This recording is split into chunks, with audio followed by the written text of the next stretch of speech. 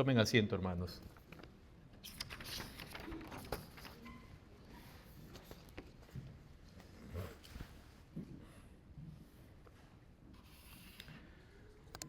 Un día como hoy, hace más de 2000 años, el Señor resucitó, lo cual es parte fundamental en la fe cristiana, que junto con la crucifixión marca la realidad y la enorme, eterna diferencia que hay entre otras religiones y Cristo, y la fe en Cristo. Y es que primeramente Cristo murió por su pueblo. Los líderes de las religiones no han muerto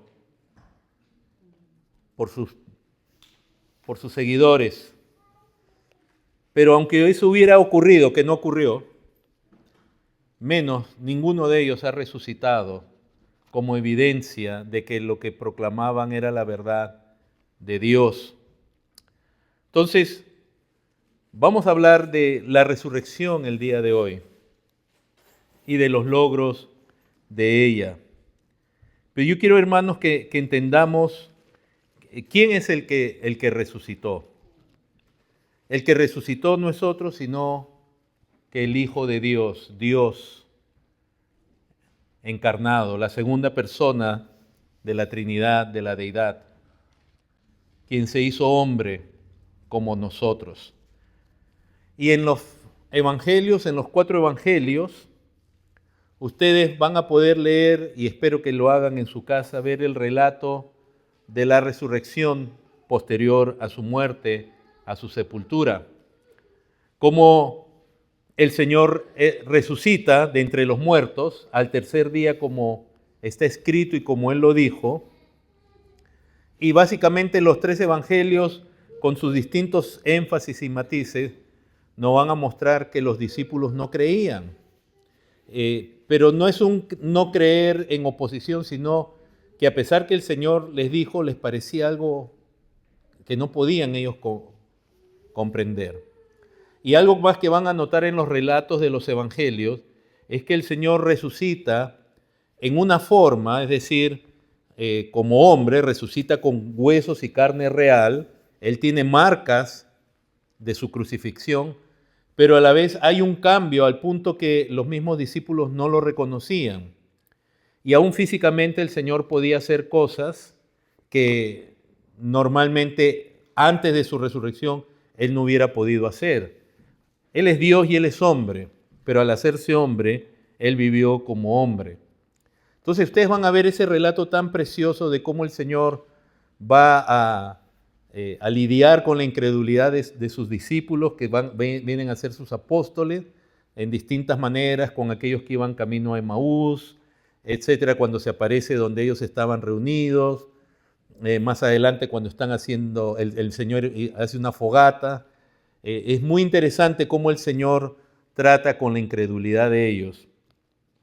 Y luego, de nuevo, y poder ver esos aspectos que resaltan los evangelios, de cómo su aspecto en su resurrección, Él mantiene rasgos de cómo Él era antes de morir físicamente, pero también hay un cambio en Él. Las dos cosas a la vez.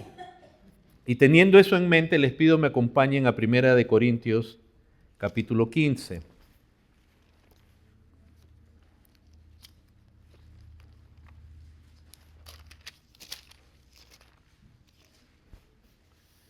En el verso 12 dice: pero si se predica de Cristo que resucitó de los muertos, ¿cómo dicen algunos de entre vosotros que no hay resurrección de muertos?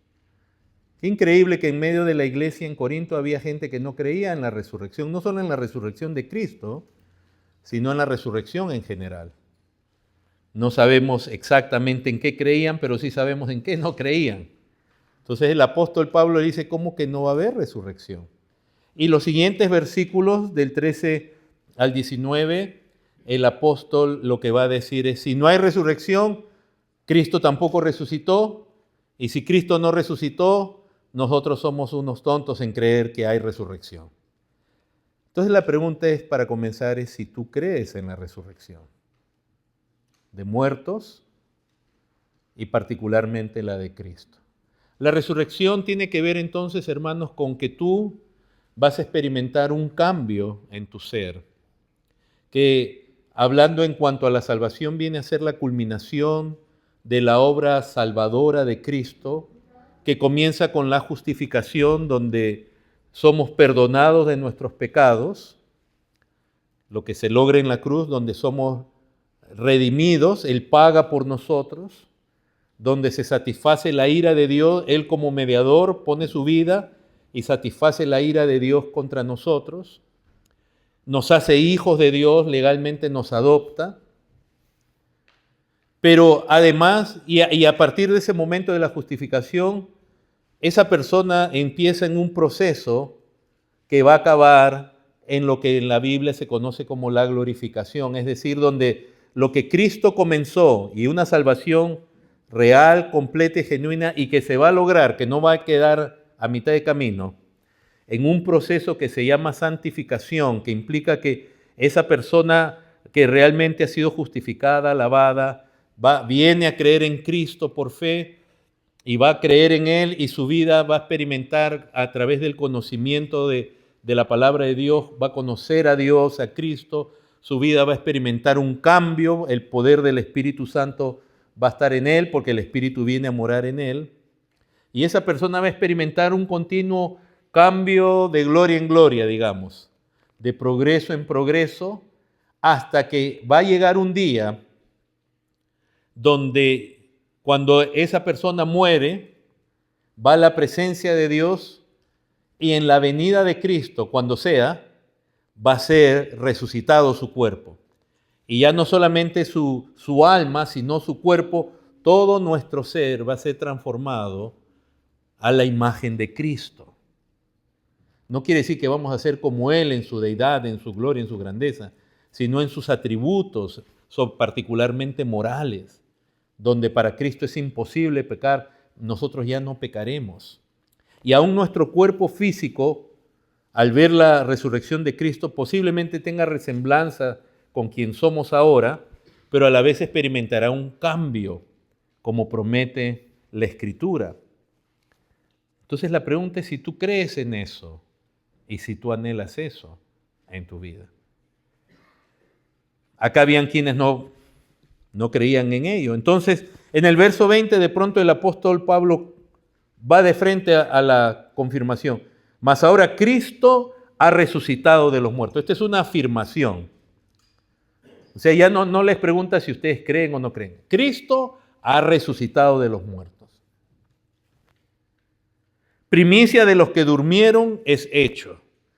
Y la evidencia de la resurrección se narran en los versículos iniciales del capítulo, donde dice a partir del verso 4 que fue sepultado, resucitó el tercer día conforme a las Escrituras, apareció a Cefas, a Pedro, después a los 12, después apareció a más de 500 hermanos a la vez, de los cuales muchos viven aún y otros ya duermen, después apareció a Jacobo y después a todos los apóstoles y al último de todos como un abortivo me apareció a mí.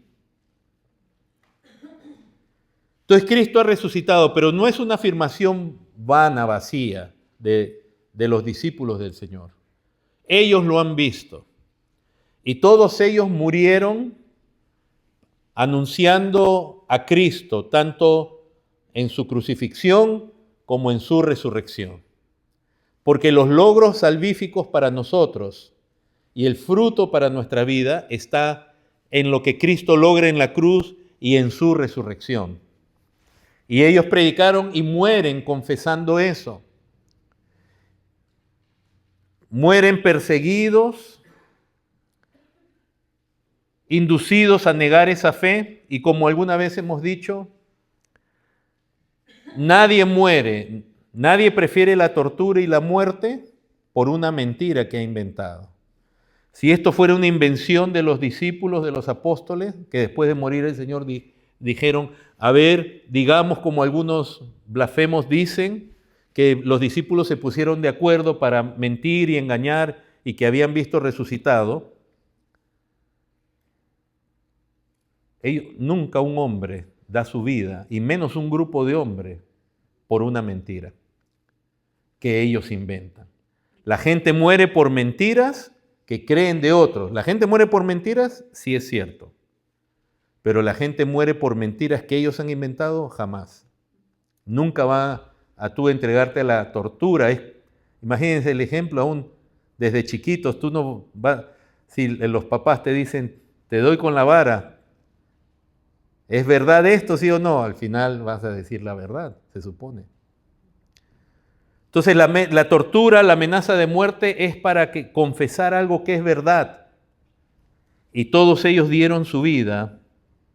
El único que muere aparentemente de vejez es Juan, el apóstol, pero todos los demás murieron dando testimonio, como la palabra mártires, que significa testigo, como mártires de Cristo, de su vida, de su muerte y de su resurrección. Cristo ha resucitado de los muertos. A Pablo se le apareció en el camino. Y el verso 21 dice, ¿por qué? Explica la razón, porque por cuanto la muerte entró por un hombre, también por un hombre la resurrección de los muertos. Entonces miren este contraste. El pecado y la muerte entra por Adán, porque Adán era la cabeza de la humanidad. A pesar que Eva fue la primera que pecó, pero al él pecar, obedeciendo a su mujer, toda la raza humana se desgració en el pecado. Miren ese contraste, por un hombre entra la muerte, el pecado y la consecuencia, la muerte. Y del mismo modo, por un hombre, Cristo, la resurrección de los muertos. Porque así como en Adán todos mueren, también en Cristo todos serán vivificados. Vamos a dejarlo ahí, porque Pablo ahí va a empezar a hablar del orden. Vamos a volver después a hablar del orden. ¿Qué importancia tiene entonces la resurrección para nosotros como creyentes? En Romanos capítulo 6,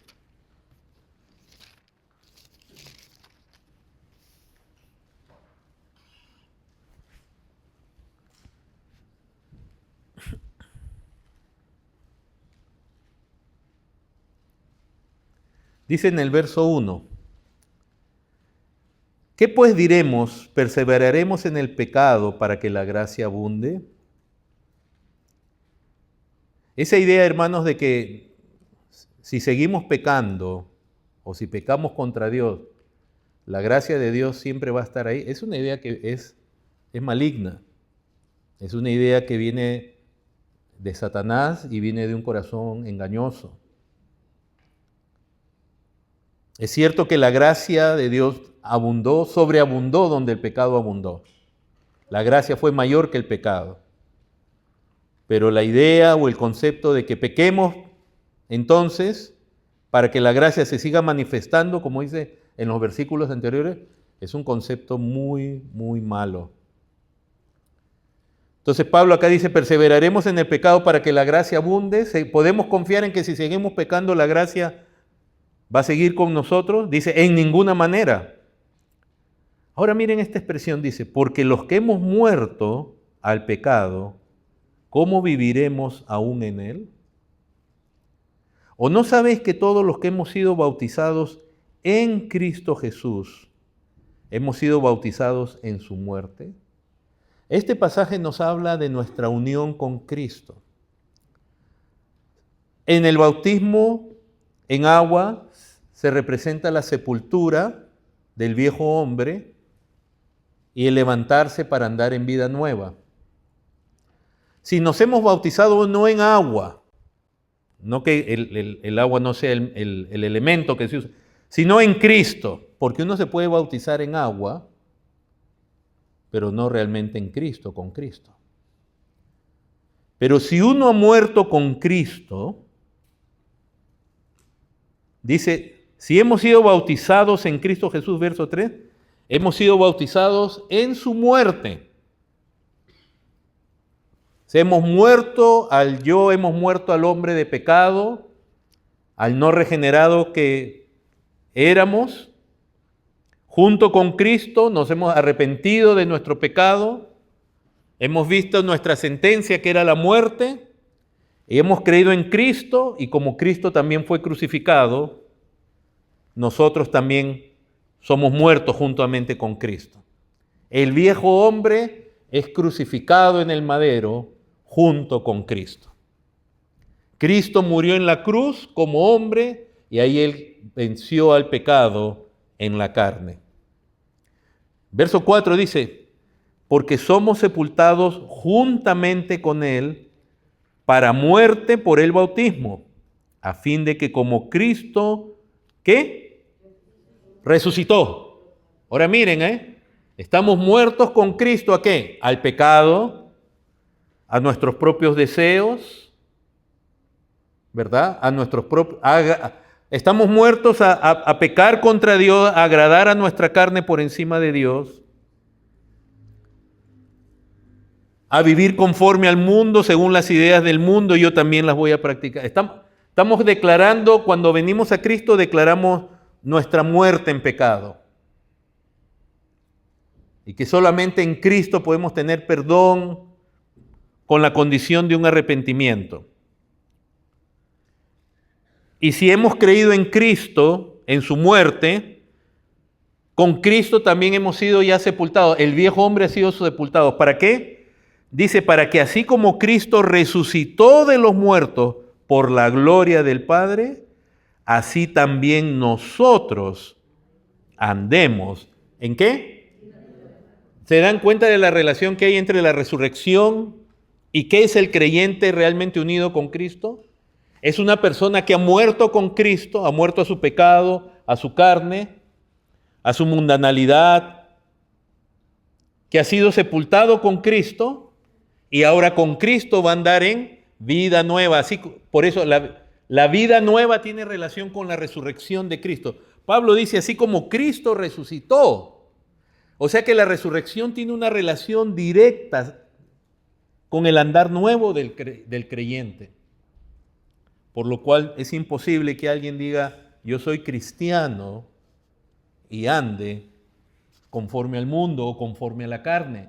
Porque, oye, ¿tú has muerto? Tu hombre carnal está vivito y coleando.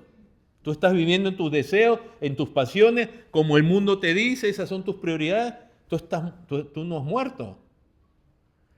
Algo que es gloriosamente, que es majestuoso, es la experiencia de resurrección que un hombre tiene al estar unido con Cristo. No quiere decir que ya se transformó todo su ser, pero se le es dada vida. Él estaba muerto, como veíamos ahora en la escuela dominical. Él te dio vida cuando estabas muerto en tus delitos y pecados. Hermanos, es algo. Los que tienen experiencia en la medicina, aquí sea en la medicina, como doctores, como enfermeros, ustedes saben cuando alguien muere. Yo recuerdo que qué difícil fue esa noche que nuestra hija llegó, que es enfermera, y estaba cuidando a un paciente y falleció. La desesperación de los enfermeros, el dolor que ella sintió, el dolor de ver partir a alguien que están cuidando, que quieren que viva. Y no pudieron hacer nada. Trataron. ¿Y cómo saben que estaba muerto? Porque tenía las señales de estar muerto. Ya no hay pulso, ya, etcétera, etcétera, todas las señales que ellos tienen. Del mismo modo en la fe cristiana, ¿cómo sabes que alguien está realmente vivo con Cristo? Tiene vida nueva, es distinto.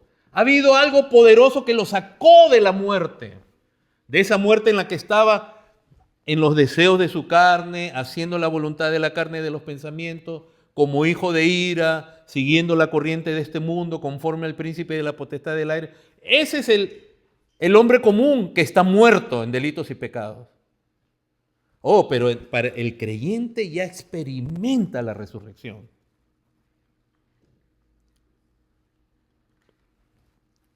Por eso dice, verso 5, porque si fuimos plantados juntamente con Él en la semejanza de su muerte, así también lo seremos en la de su resurrección. Condición, si tú no has muerto con Cristo, no vas a resucitar. Y no me digas que has muerto si sigues andando en el viejo hombre.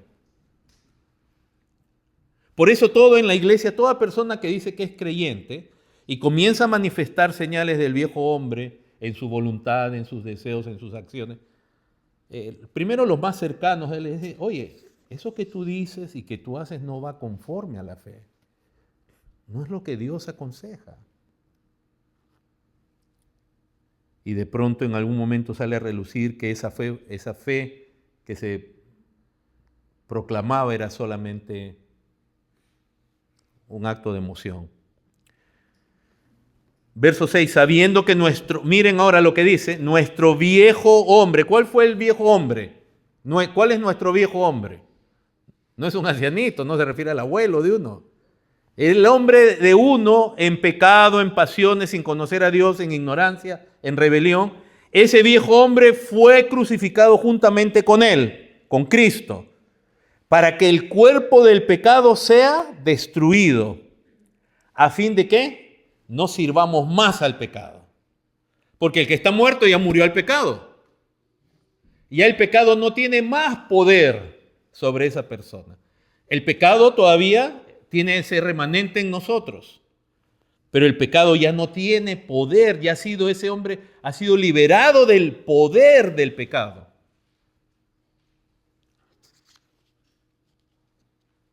Así que el verdadero creyente ha sido liberado de la penalidad, de la sentencia del pecado y del poder del pecado en su vida, que antes te llevaba a pecar ciegamente, porque ahora ves la luz. Aunque todavía no hemos sido liberados totalmente de la presencia del pecado. Y esperamos ese día que vamos a ser totalmente liberados de la presencia del pecado en nuestro ser y donde todo nuestro ser realmente va a amar a Dios como es digno, con toda nuestra fuerza, y jamás ni se nos ocurrirá hacer algo desagradable para Dios. Y ahora, mientras tanto, luchamos contra el pecado. Verso 7, porque el que ha muerto ha sido justificado del pecado, y si morimos con Cristo, creemos que también viviremos. Es una vida después de la muerte, es una resurrección.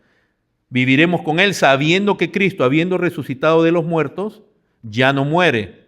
La muerte no se enseñorea más de Él. No hay vuelta para atrás. Hermanos, si tú has recibido vida con Cristo, no vas a volver a morir. El que ha muerto claramente dice, ya no muere. El que vive, ya no muere. La muerte no se enseñorea más de él, porque en cuanto murió al pecado, murió una vez por todas, mas en cuanto vive, para Dios vive. Ahora, acá en el capítulo 8, hermanos, verso 9 dice, mas vosotros no vivís según, ¿qué? ¿Quiénes viven según la carne? O sea, dominados por la carne, por sus pasiones y deseos, por la mente que no se sujeta a Dios. El carnal, que está muerto en delitos y pecados. Entonces Pablo le dice a los creyentes, ustedes no viven según la carne, sino según el Espíritu. Y ahora miren la relación entre la resurrección y el Espíritu de Dios. Sino según el Espíritu, si es que el Espíritu de Dios mora en vosotros. Y si alguno no tiene el Espíritu de Cristo, no es de Él. Entonces, ¿cómo sabes tú que tienes el Espíritu de Dios? Es que yo tengo un collar con una palomita aquí. Es que yo siento algo en mi corazón. Y eso es algo muy triste en el cristianismo contemporáneo, que se confunde el Espíritu Santo, su morada, su presencia, con emociones, con sensaciones, sobre todo generadas por la música, por una música media mística. Entonces la gente dice, ay, yo siento el Espíritu Santo. El Espíritu Santo no se siente. Y cuando usted escucha a los pastores de esas iglesias, dicen, el Espíritu Santo no es un sentimiento, pero realmente ni ellos creen en eso porque andan provocando un sentimiento para que la gente crea que Dios está con ellos.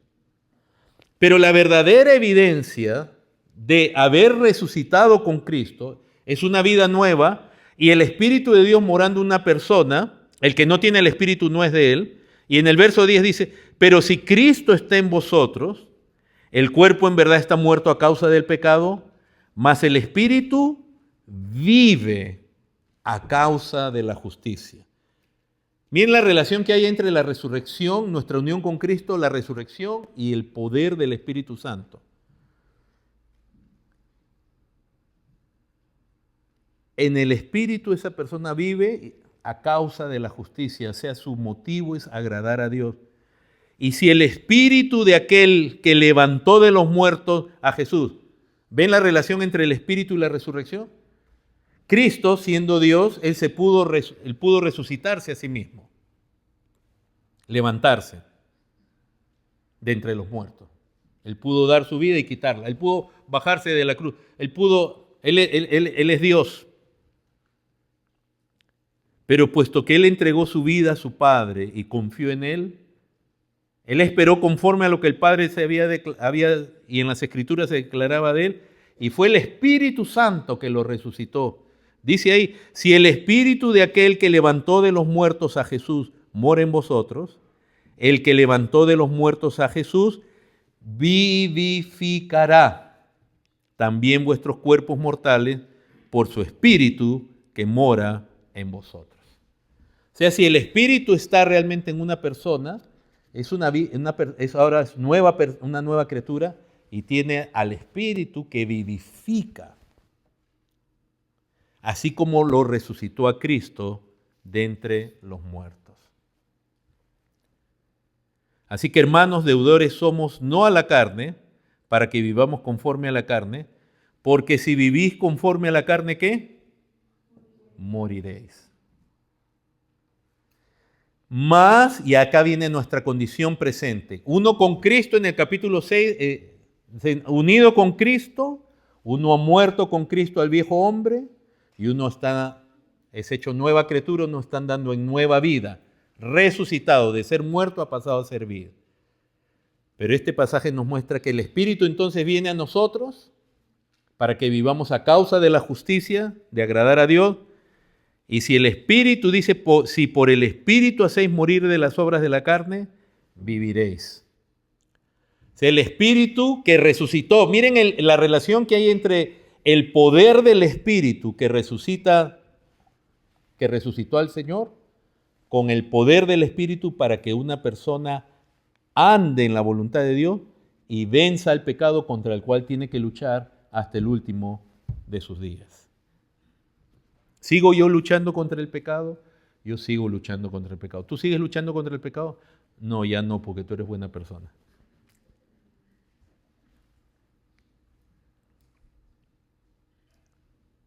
Todo creyente sigue luchando, pero ya ha sido liberado del poder del pecado y tiene la posibilidad de vencer por el poder del Espíritu de Dios. Un poder que le va a iluminar a ver cuál es la voluntad de Dios, qué le agrada a Dios. Y por eso en el verso 14 dice, los que son guiados por el Espíritu de Dios, estos son hijos de Dios. Esta guianza del Espíritu no implica ser guiados por revelaciones, sueños y cosas extrañas, sino justamente guianza en la vida, venciendo al pecado para andar agradando a Dios en la justicia de Dios. El poder que se manifiesta en una vida. Por eso es que dice, hermanos, en Colosenses 3, y de ahí pasamos al siguiente punto rápidamente. Por eso es que Pablo le decía a los colosenses,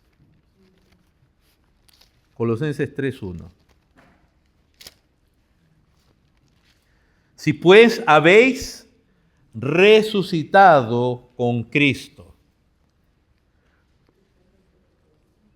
Condición, si esto ha ocurrido, entonces va a ocurrir lo siguiente. Si habéis resucitado con Cristo, ¿y qué quiere decir? ¿Que ya hemos muerto y ya estamos en cuerpos nuevos, gloriosos? No, sino que la experiencia de la fe, de la salvación, ya es el anticipo de la resurrección. Ya es la resurrección tomando efecto en una persona, en un creyente. ¿No es algo glorioso? La gente cree que esto es cuestión de la voluntad, y ahí de nuevo con el arminianismo tenemos problemas, que el libre albedrío, es el poder de Dios trayendo a un muerto a la vida, junto con Cristo, donde ese muerto ve en Cristo la razón de la muerte de Cristo por sus pecados, y ese muerto se declara muerto, ve su mortandad, se arrepiente de ella y ve en Cristo vida. Y le ruega a Dios, le ruega a Cristo por salvación, por perdón. El Señor lo transforma, es un nuevo andar O sea, nadie puede andar igual que antes. Es un poder que lleva a vencer, es una guianza.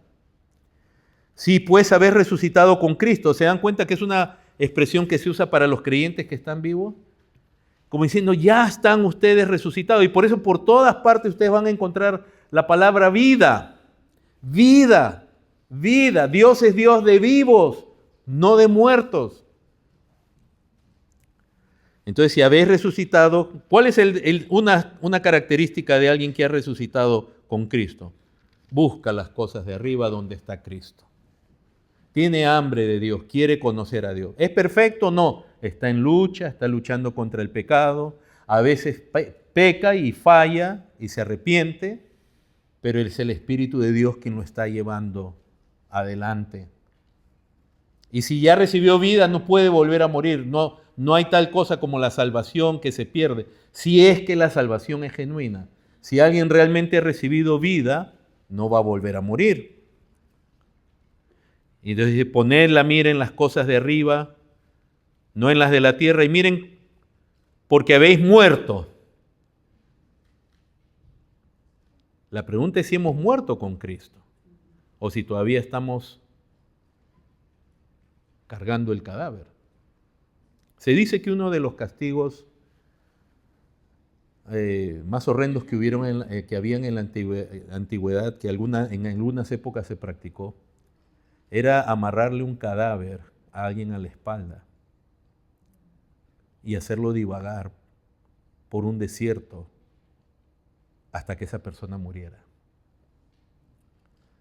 No hay cosa más terrible que tú estés cargando tu viejo hombre.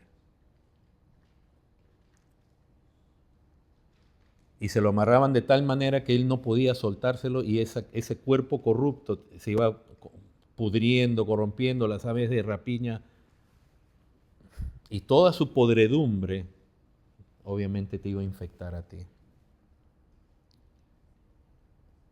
En el relato del progreso del peregrino, este peregrino, el momento más glorioso en su vida fue cuando, con las cargas que él tenía, llega a la cruz y ahí en la cruz su carga es liberada de él. Hermanos, Dios vino a salvar a pecadores, no a buenas personas. Todos nosotros somos pecadores por naturaleza y hemos hecho lo malo ante Dios. Cristo vino a solucionar ese problema. Y Cristo en la cruz obtiene nuestro perdón, legalmente obtiene cosas que nosotros no hubiéramos obtenido. Pero qué triste sería de nosotros si Cristo hubiera solamente obtenido perdón para nosotros y seguiríamos siendo lo mismo. Y yo mañana tener el mismo deseo de ir a una discoteca, o de emborracharme, o de mentir, o de estafar, o de lo que sea. Qué terrible. ¿De qué nos serviría el perdón? Así que Cristo no solo nos perdona, sino que Dios en Cristo también nos concede una transformación poderosa. Nos hace nuevas criaturas. ¿No dice eso 2 Corintios 5, 17? Si alguno está en Cristo, dice, nueva criatura es.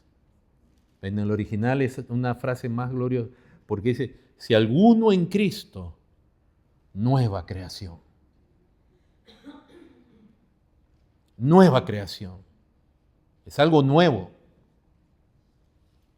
Y nosotros lamentamos cuando acá tenemos un apóstol diciendo, si tú has resucitado, pon tu mira en las cosas de Cristo, no en las de la tierra, y tu vida, dice verso 3, habéis muerto, vuestra vida está escondida con Cristo en Dios. Cuando Cristo vuestra vida se manifieste, entonces en su venida, ustedes serán manifestados con Él en gloria. Es en su venida que vamos a ser transformados a la imagen de Él. Y qué triste cuando en las iglesias se acepta la mundanalidad, se introduce todas estas cosas. Hey, si ese hombre ha nacido, esa mujer ha nacido de nuevo, buscar la voluntad de Dios debiera ser normal, porque es una nueva creación. Qué precioso que la muerte de Cristo entonces no es solo un evento histórico que pasó y qué bonito recordar lo que al Señor le pasó, sino que tiene unas implicancias para nosotros y para el universo entero. De modo, de nuevo, que si estás en Cristo. Y en el verso, que dice lo siguiente en el versículo 5, haced pues morir lo terrenal en vosotros. La lucha. O sea, si has resucitado, lo primero, Pablo no comienza diciendo haz morir lo terrenal, pero si has resucitado, ahora haz morir lo terrenal en vosotros. Esa lucha que en Romanos se nos dice que la llevamos a cabo si por el Espíritu haces morir las obras de la carne, tus deseos, ideas. Lo que Dios te va mostrando que no es su agrado, sea a través de siempre a través de su palabra, porque no hay otra manera de conocer la voluntad de Dios. Pero la palabra de Dios, cuando tú la lees, cuando tú escuchas a alguien predicar, cuando tus padres te exhortan, entonces conociendo la voluntad de Dios por el poder del Espíritu Santo, tú puedes vencer esa área, si es que has nacido de nuevo. Haced pues morir lo terrenal en vosotros. ¿Y qué es lo primero que menciona? Fornicación. ¿Por qué? Porque es la pasión más fuerte que experimenta el ser humano caído. Que nosotros le llamamos solamente enamoramiento, muchas veces. ¿Qué es el enamoramiento? Es el despertar de esa pasión que debe ser regulada, dirigida conforme a lo que Dios manda en cuanto al tiempo que podemos nosotros expresar ese tipo de sentimientos, qué condición tiene hacia nosotros, qué condiciones el matrimonio, etcétera, para que no se vuelva fornicación, sino sea algo natural, que es dado por Dios, algo glorioso, especial en el contexto de Dios. Impureza, pasiones desordenadas, malos deseos, avaricia, que es idolatría, cosas por las cuales la ira de Dios viene sobre los hijos de desobediencia, dando a entender que los que practican estas cosas no son nacidos de nuevo, no son resucitados, sino son hijos de desobediencia, en las cuales vosotros también anduviste en otro tiempo. Y después dice, dejen estas cosas también, ira, enojo, malicia, mentira, etcétera, etcétera. Entonces ya hay una aplicación actual al presente. La vida. Ustedes se imaginan en la experiencia que les conté de que pasó mi hija, que hubo ahí con esta persona que falleció. Ustedes se imaginan de pronto que está viniendo un médico a ayudar y uno de los de adentro sale y dice, no, está vivo. Y no está vivo, está muerto. Está vivo, doctor, no se preocupe, todo está bajo control. Las evidencias, ¿cuáles son sus signos vitales? No, de eso no se preocupe, pero está vivo. Por fe nosotros declaramos que está vivo. No es. O estás vivo y hay evidencias, o estás muerto. No hay término intermedio. Y entonces cuando hay ese debate con el pecado en el cual parece que el pecado está venciendo, es donde la iglesia interviene, primero los padres, la gente más cercana, el esposo, la esposa, para que ¿estás vivo o estás muerto?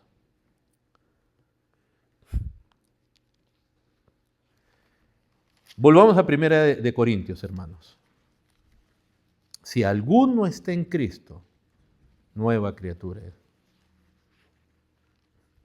Nuestro rechazo, hermanos, al mundo y a las cosas de este mundo, o al vivir conforme al mundo, no es por ser santurrones ni mejores que los demás, es porque estamos en nueva vida.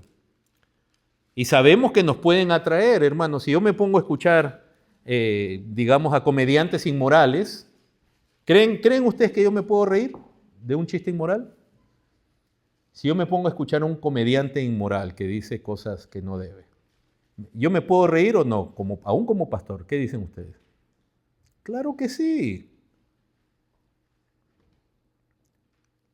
Entonces mejor no escucho, mejor no voy a tal lugar, mejor no me meto en tal situación. Porque uno está consciente y uno está llamado a luchar contra su carne. Pero, de nuevo, ese deseo no había en mí antes. Ese deseo lo produce Dios en sus hijos. El deseo de agradarle, de vivir para Él. Ahora, en cuanto a este camino de santidad, entonces, esta vida que se ha dado y que ya se está manifestando en uno, aunque el cuerpo físico sigue siendo el antiguo, pero ya se está experimentando un cambio en la vida, una santificación, va a llegar a una culminación, a una resurrección final. ¿Y qué dice Pablo de esta resurrección final? Donde nos quedamos, sigamos en el versículo 23. Dice, pero cada uno, 1 Corintios 15, 23, cada uno en su debido orden, Cristo las primicias, luego los que son de Cristo en su venida. O sea, el primero que resucitó fue Cristo, que resucitó ya en cuerpo glorificado, porque antes había Lázaro resucitó, etcétera, hubieron algunas resurrecciones, pero resucitaban en su misma condición. Pero Cristo es las primicias, es el primer fruto de la resurrección, el primero que resucita en cuerpo glorificado, dando el Padre entonces testimonio que Él le agradó, que Él era justo. Y luego los que son de Cristo, ¿cuándo? O sea, cuando el Señor venga, los que son de Cristo resucitarán con Él. ¿En cuándo? En su venida. Hay solo una segunda venida del Señor, hermanos. No hay una segunda venida secreta, que entonces como es secreta no cuenta, y después viene una tercera que sí cuenta como segunda porque la segunda no contó, y ya los enredé. Hay una sola segunda venida de Cristo. Y en esa segunda venida de Cristo, como dice en 1 Tesalonicenses 4, etcétera, cuando venga el Señor, los muertos en Cristo resucitarán primero, y luego nosotros, los que vivimos, los que hayamos quedado, seremos arrebatados juntamente con ellos para recibir al Señor en el aire, y así estaremos siempre con el Señor. O sea que no habla solo de un rapto, sino de la resurrección. Y entonces, ¿qué pasa con los creyentes vivos? Son transformados también y llevados a la presencia de Dios. Y luego viene el juicio sobre el mundo. Y después vienen entonces nuevos cielos y nueva tierra. Porque eso es lo último que yo quiero compartir. Que al final la resurrección comienza ya en los creyentes. Se va manifestando el poder de esa resurrección. Viene la venida del Señor, resucitará cuerpo glorificado, pero la resurrección del Señor no acaba allí, los logros de la resurrección de Cristo, sino en los nuevos cielos y nueva tierra, que es una nueva creación. Porque lo que en Cristo se logra en la resurrección es un nuevo hombre, es una nueva creación. Así como nosotros trajimos la imagen del Adán primero que pecó, ahora del postrer Adán, del segundo Adán, de Cristo. Es una nueva creación. Humanos, seguiremos siendo hombres, pero transformados a la imagen de Cristo, ya no del primer hombre. Verso 24, entonces, luego al fin, cuando entregue el reino al Dios y Padre, cuando haya suprimido todo dominio, toda autoridad y potencia. Y el resto del pasaje lo que dice es, en otras palabras, Cristo está reinando hasta que Él venga.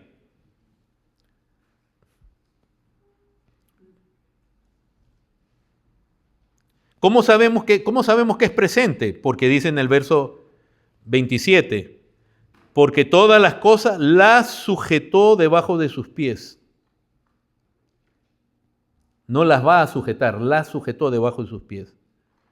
Y eso se refiere a la exaltación. Cuando exaltó el Padre a Cristo, en la exaltación le dio un nombre que es sobre todo nombre, sujetó todas las cosas debajo de sus pies. Eso es algo ya presente, no es algo futuro en un milenio. Ese es un presente. Pero como dice también la misma palabra de Dios, al presente no parece que todo está sujeto a Él, pero todo ya está sujeto a Él. Verso 35, pero dirá alguno, ¿cómo resucitarán los muertos? ¿Con qué cuerpo vendrán? Necio, lo que tú siembras no se vivifica, sino muere antes. Y lo que siembras no es el cuerpo que ha de salir, sino el grano desnudo, ya sea trigo o de otro grano. En otras palabras, ¿Con qué cuerpo van a salir? No, no va a ser igual al que tú tienes ahorita. Ese tiene que morir y de allí, fíjense que no es resucitar en un cuerpo distinto. Por eso el mismo Señor tenía resemblanzas de su cuerpo pasado, pero también tenía todas las características de un cuerpo glorificado, nuevo. Entonces, de ese cuerpo, de eso que se siembra, de ahí se hace otro. No es que el cuerpo va a desaparecer y Dios va a crear otro totalmente distinto. Que algunos si piensan así, de pronto ya estaba pidiendo, Señor, yo quiero ser más alto, quiero ser más moreno, más blanco, ojos de este color. No, no, va a ser el mismo, mejorado, gloria a Dios. Todos van a mejorar, ¿ok? Los detalles no los sé, hermanos, no me pregunten después, pero sí va a haber una transformación. Entonces, verso 42, así también es la resurrección de los muertos. Se siembra en corrupción, resucitará en, qué precioso, en incorrupción. Se siembra en deshonra, resucitará en. Se siembra en debilidad, resucitará en. Qué tremendo, hermanos. Se siembra cuerpo animal, resucitará cuerpo espiritual. Cuando dice cuerpo animal no es que somos animales, sino es la palabra que tiene que ver con el estado natural, donde el hombre caído no es un animal. Está en la creación, Dios hizo animales e hizo al hombre. No es lo mismo. Pero tanto uno como los otros están movidos tienen deseos, tienen instintos, pasiones, y el hombre caído en ese aspecto es como no es, pero mucho de su vida es como de un animal, se deja llevar por sus pasiones, deseos, sus instintos, etc. Y a veces nosotros mismos llegamos a decir, ni un animal hace eso, en casos extremos. Se siembra cuerpo animal, cuerpo físico, pero resucitará cuerpo espiritual. Hay cuerpo animal, hay cuerpo espiritual. Así también está escrito, fue hecho el primer hombre alma viviente. ¿Se dan cuenta? De ahí viene lo animal, el ánima. El postrer Adán, espíritu vivificante. Ya el Espíritu de Dios en su poder va a obrar en ese cuerpo. Pero lo espiritual no es primero, sino lo animal, luego lo espiritual. El primer hombre de la tierra terrenal, el segundo hombre que es el Señor, es del cielo. ¿Cuál el terrenal? Tales también los terrenales. ¿Y cuál el celestial? Tales también los celestiales. Y así como hemos traído la imagen del terrenal, es decir, de Adán, que cayó, traeremos también la imagen del celestial, de Cristo. Por esto digo, hermanos, que la carne y sangre no pueden heredar el reino de Dios, ni la corrupción hereda la corrupción. Hermanos, este versículo nos está dando a entender entonces, si no hubiera resurrección, no podríamos ser parte del reino de Dios. ¿Y cómo comienza el Señor Jesús a decirle a Nicodemo? Dice, si no naces de nuevo, no puedes ver el reino de Dios. Si no naces del agua y del Espíritu, y no es el bautismo de niños, y ahí se presenta la necesidad de nacer del Espíritu, no puedes entrar. Por eso el hombre no regenerado, aquel que nunca ha recibido vida, no va a entrar en el reino de Dios, y el hombre no regenerado muestra su no regeneración en sus deseos, en sus pensamientos, en sus ideas, en su vida, así manifiesta. Por eso Pablo le dice a los corintios, le dice que no se engañen, ni fornicarios, ni avaros, ni idólatras, ni afeminados. Dice, pueden heredar el reino de Dios. Y les dice, pero esto era, algunos de ustedes eran esto. En esa condición natural no pueden heredar el reino de Dios. Es más, sería algo totalmente desagradable. No crean que Dios va a mandar a la condenación a gente que es buena y que en el infierno va a decir, Diosito, perdóname. El hombre natural detesta a Dios. Si agarramos solo una virtud el amor a Dios y el amor al prójimo, no vemos eso en el hombre caído. Y así éramos nosotros. Y Dios ha tenido tal gracia con nosotros. Pues nosotros no somos mejores que nadie. Ha sido la pura misericordia de Dios por la cual Él nos ha dado vida.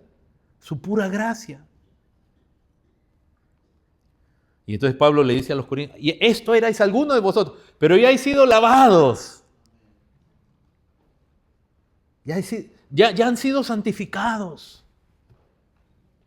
Ya no más son eso. Así que también si el que está en Cristo es nueva creación. Antes tú eras todo eso. Y sabemos que en Cristo puede haber, y eso a veces apena que solo se habla del perdón de Cristo, pero no del poder que hay en Cristo en la salvación. Y entonces ¿quién no quiere perdón? Todo el mundo quiere perdón. Si yo recibo un ticket de tránsito, yo quiero perdón. Pero ¿quién quiere dejar de correr? Todo el mundo quiere el perdón y a veces solo se predica el perdón y es cierto, para Dios no hay nada imposible. Él perdona, hermanos, toda clase de pecados nuestros. Todas las inmoralidades que tuvimos de todo tipo, todo perdona. Pero no solo perdona, Él transforma con un poder que solo hay en Dios. Verso 51, aquí os digo un misterio. No todos dormiremos, cuando venga el Señor no todos los creyentes van a estar muertos. A eso se refiere ahí. No todos dormiremos, pero todos seremos ¿qué? Transformados, un cambio. En un momento, en un abrir y cerrar de ojo, al final de la trompeta, en la venida del Señor, porque se tocará la trompeta y los muertos en Cristo serán resucitados incorruptibles y nosotros seremos transformados, sin necesidad de morir.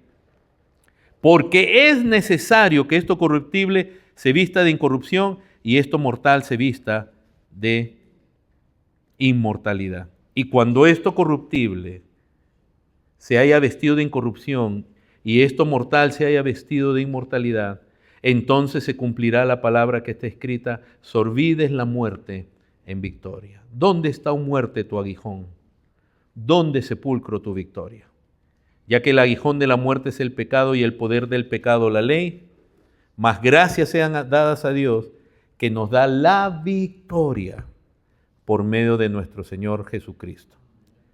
Y ahora el verso 58, en mi Biblia le han puesto un título solo para el verso 58. Espero que en la Biblia de usted no, porque hace una separación que no debiera. Porque dice así que, hermanos míos, esto es para, ¿estad qué? Firmes y constantes, creciendo en la obra del Señor siempre, sabiendo que vuestro trabajo en el Señor no es en vano. ¿Qué significa esto? Creyente, tú tienes una esperanza. Sigue viviendo y andando conforme a esa esperanza. Tu trabajo en el Señor no es en vano. Viene el día que el Señor vendrá, viene el día del juicio, viene el día de la recompensa y del castigo. Estén firmes, sigan creyendo en este evangelio. Sigan constantes. Tu trabajo en el Señor no es en vano. Hermanos, la resurrección al creyente no solamente le da ese poder, hace ese cambio, le da una esperanza eterna que no está aquí en la tierra. No es una esperanza que yo voy a tener una gran cuenta de banco, voy a vivir en una gran casa. Es una esperanza eterna que no tiene el que no es creyente. Los ojos nuestros están en lo eterno. Y yo ahora mismo no tengo problema de perderme de muchas cosas aquí en la tierra, porque en lo mejor de este mundo es como lo más bajo en los nuevos cielos y en la nueva tierra. Y yo termino en Colosenses capítulo 1. Yo sé que el tiempo nos está persiguiendo. No voy a poder leer Colosenses 1 como yo quería. Pero quiero que mantengan en mente al leer Colosenses 1 lo que el apóstol Juan dice en Apocalipsis 21. Vi un cielo nuevo y una tierra nueva. Dice, porque el primer cielo y la primera tierra pasaron y el mar ya no existía más. ¿Y qué ve Juan? Toda su visión habla de Dios, su pueblo. Es algo que no existe ahora, que no vemos aquí abajo ahora.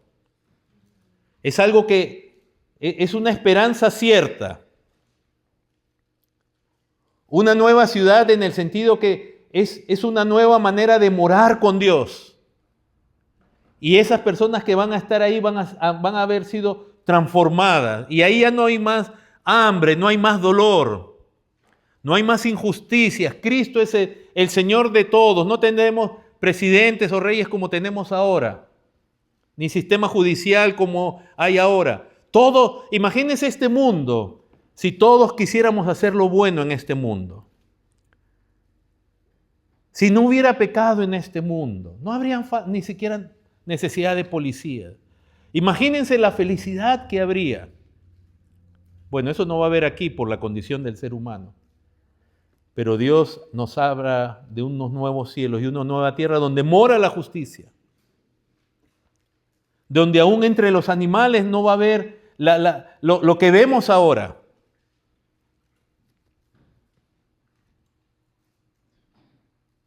Donde no hay más enfermedad. Creer en eso. Por eso, creer en la resurrección puede ser. Pero en la resurrección como el poder en tu vida, la resurrección en cuanto a lo que está por venir en la venida del Señor y la nueva creación donde los resucitados viviremos para siempre con el Señor, ya no en los cielos, porque cuando venga el Señor traerá de los cielos con Él a quienes están con Él ahora, sino para que en los nuevos cielos, en la nueva tierra, moremos con el Señor para siempre. Es una esperanza cierta. Y Colosenses 1, hermanos, de nuevo, lamento no tener ya el tiempo de leerlo todo, léanlo en sus casas. Pero en el verso 15, llegando al verso 15, si ustedes pueden ver en los primeros versículos, desde el 3 al 8, va a hablar de la fe en Cristo Jesús. Es una fe por medio de la palabra verdadera del Evangelio, dice ahí. Lleva a producir una fe en Cristo, amor a los hermanos. En el verso 5 se habla de la esperanza que os está guardada en los cielos. El Evangelio produce una esperanza cierta. El Evangelio produce en las personas fruto, crece. El Evangelio muestra la gracia de Dios, como dice en el verso 6, que conociste la gracia de Dios en verdad, por medio del Evangelio. Lo que hace el Evangelio es que la gente ponga su fe en Cristo y produce un cambio en su vida. Produce amor, produce esperanza, produce fruto. Pero desde el verso 9, de pronto Pablo nos va a decir la persona del Evangelio, que es Cristo. Y lo primero que nos dice es la imagen del Dios invisible. O sea, nos presenta a Cristo como Dios. Cristo es Dios. Pero Él es quien también refleja a Dios. La imagen, la palabra que usa ahí el apóstol Pablo, la palabra en griego, lo que habla es de una imagen que representa realmente a alguien, como cuando en las monedas los emperadores romanos ponían su cara y decían, este está el emperador. Entonces el emperador, de la manera burda en esos tiempos que se hacía, trataba de que su cara esté ahí. Ahora es más moderna la ciencia, aún de la numástica, de las monedas, perdón, y entonces las caras representan mejor a la persona. Quiere decir que Cristo es la imagen del Dios invisible, al cual nadie tiene acceso. Cristo es la relación de Dios con toda la creación. Él es la imagen, Él es Dios. Para representar bien a Dios, un ángel no puede representar a Dios. Los testigos de Jehová fallan tremendamente cuando acá dicen que este pasaje muestra que Él es un ángel creado. No. ¿Cómo un ángel que es un ser limitado puede reflejar a un Dios de una gloria eterna? La única manera es que Dios, el Hijo, refleje a Dios. Por eso Él decía, el que me ha visto a mí, ha visto al Padre. Al Padre nadie vio jamás. El unigénito Hijo que está en el seno del Padre, Él le ha dado a conocer. Él es Dios de gloria, la imagen del Dios invisible. El hombre fue hecho a la imagen de Dios. o sea, con atributos de Dios. Pero Cristo es la imagen. Hay una gran eterna diferencia. Y ningún ángel, los ángeles son gloriosos, no me malinterpreten, pero ningún ángel puede manifestar todo el carácter y los atributos de Dios. Ahora, inmediatamente dice que Él es el primogénito de toda la creación y Pablo nos va a explicar que Cristo, que todo fue hecho por medio de Cristo. Miren, de nuevo, no puede ser un ángel ni un querubín, porque tú requieres de una grandeza, un conocimiento y un poder. Yo tenía preparado unas imágenes que no tenemos tiempo de pasar, que les animo a ver en su casa, imágenes del telescopio James Webb. Es un telescopio que está en el espacio, tomando fotos del universo. Cuando tú veas esas fotos y ves muchos puntitos, solo piensa que cada uno de esos puntitos no es una estrella, es una galaxia.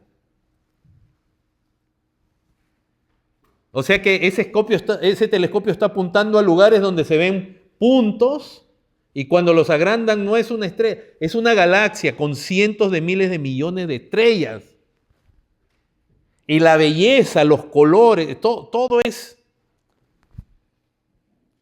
Un ángel no tiene ese poder. O sea, estamos hablando de Dios, creador.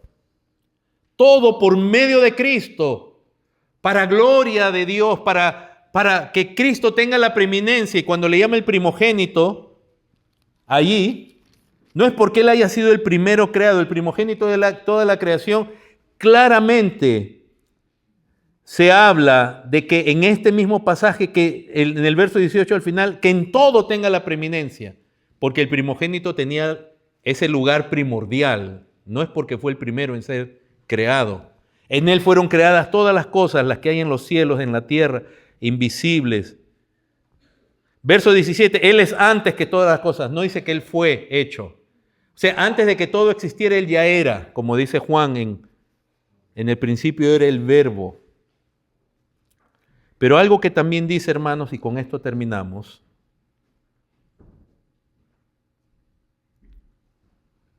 en el verso 18 dice, y Él es la cabeza del cuerpo que es la iglesia. Miren que de pronto Pablo pasa de la creación, ¿a qué? A la iglesia. Y de pronto lo que dice que Cristo es el primogénito de los muertos. Miren cómo Él es el primogénito de la creación. Y Él es el primogénito de los muertos. Así que Dios puso en Cristo, en su persona y en su obra redentora,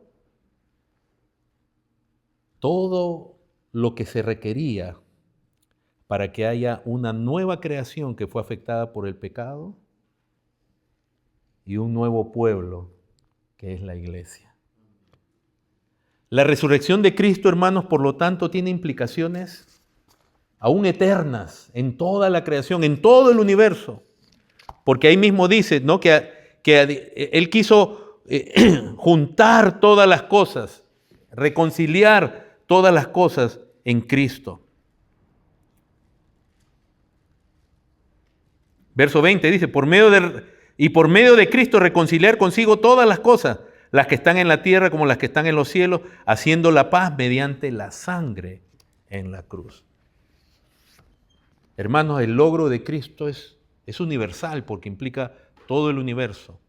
Nuevos cielos, nueva tierra, un nuevo hombre que ya empieza aquí en la salvación, que está en progreso y que un día será resucitado a la imagen de Cristo para vivir resucitado en nuevos cielos y nueva tierra.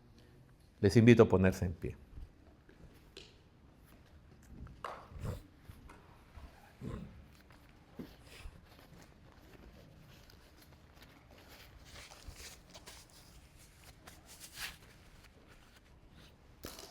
Quisiera terminar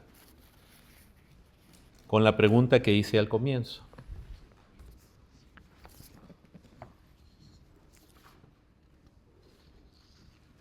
¿Crees tú en esto? ¿Realmente crees en esto? ¿Tienes tú esa esperanza cierta? en Cristo. Cristo venció, Cristo reina y todo el universo, su existencia desde su creación y la restauración de todas las cosas depende de Cristo. Siempre dependió y depende de Cristo. Él es la condición para que haya habido creación y para que haya redención. Y hayan hombres que puedan disfrutar de la presencia de Dios para siempre. Oremos.